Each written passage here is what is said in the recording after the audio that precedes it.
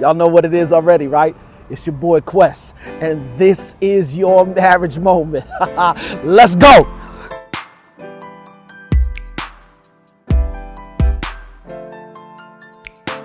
What up, y'all? It's your boy Quest. Welcome to another edition of Marriage Moments. It's official. We have a whole bunch of merchandise inside the Quest Greenhouse shop. So if you like, the hat pieces, the shirt pieces, this is the Tribe Called Marriage piece. We're trying to create a movement, right? And keep it fly while we're doing it. So stop by. The link is in my bio. Go ahead and stop by the shop, pick you up some merch, right? Also, if you like this video, please do me a favor, like, share, type some stuff in the comments. Let us know what you like in terms of the information, and do share with somebody who you might feel needs this kind of information, right? If I had to really title today's video, I probably would title it Gridlocked. Why? Because it was a dope conversation that we had on The Good, The Bad, The Sexy last night with my co-host, the Sierras, Jorge and Kayla, along my lovely bride, Faith. So real quick, let me just title, or I should define for you guys, I should say, what Gridlocked is. Now, I grew up in New York City, specifically in Brooklyn, but in Manhattan, during the rush hour, it is crucial. I mean, every street going from downtown to uptown, from the east side to the west side, right, is usually bumper to bumper traffic, right? Gridlocked is when in bumper to bumper traffic, somebody's trying to beat the yellow light and make it to the other side, and the light in front of them doesn't change about a block away, and so they get stuck in the intersection, right? The light turns green for those going across that intersection, and now traffic is gridlocked. Nobody can cross now, even though their light is green, simply because the cars that were trying to beat the yellow light got stuck in the middle. Now, there's hefty fines for that, right? But that, in essence, is what gridlocked means. Nobody can move in either direction, no matter what the traffic light says. Sometimes it's kind of like that in marriage, where you stand firm on your point, your spouse stands firm on their point, and at that point, you're gridlocked. There is no movement whatsoever.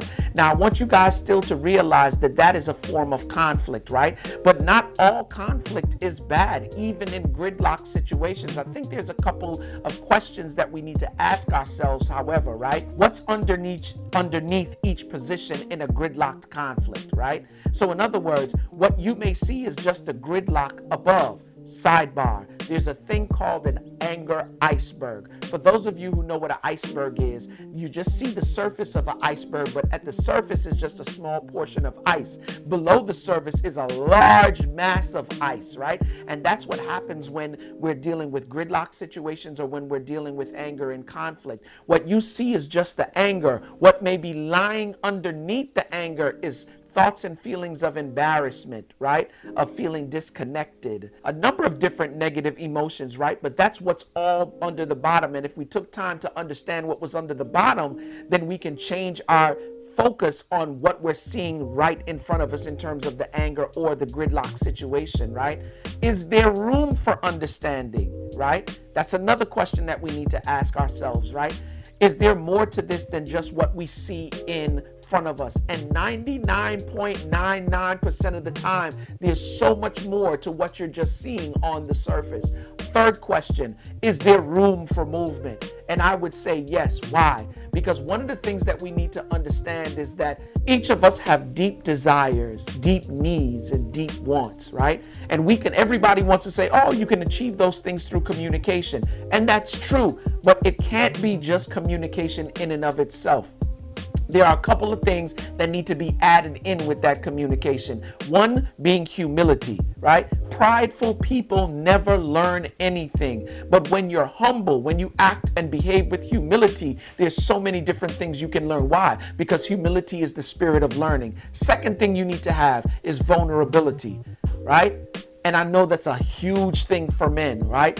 And so sometimes we need to be able to be vulnerable with our wives, men. And sometimes, ladies, even though you're better at it, there's some of you women out there who are not as vulnerable as you could be. If there's anybody, I'm not saying that you have to be vulnerable with everybody, but the one person that you could be vulnerable with is your spouse, right? So that's vulnerability, right? And the last thing is maturity. when we start having disagreements and conflicts and we start taking jabs at each other by being sarcastic and so on, like that never really helps us get towards the goal, especially when you're gridlocked. And thirdly, the last thing I want you guys to understand as well is that gridlock situations are not solved overnight.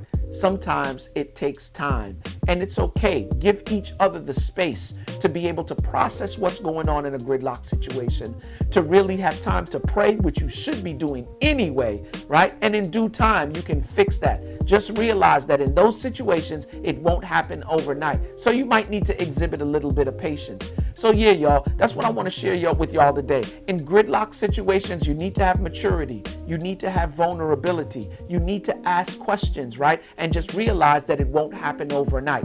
Yeah, that's it, y'all. From shaky to good, from good to great. Ultimately, what we want is phenomenal marriages. But guess what? Phenomenal marriages don't just happen. It takes work. So let's do that work. Because if you're not working on your marriage, then my friends, what are you doing?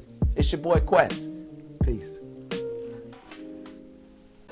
What up, y'all? It's your boy Quest, man. Listen, I am a firm believer in marriages winning. That's right, including yours. So if you know somebody that might be able to use this information, or you might be able to use this information, subscribe, comment in the section below, like, and like I said, share with someone else. All right? If you want to reach me on social media, yeah, my Instagram link is over to the left. All right? Peace.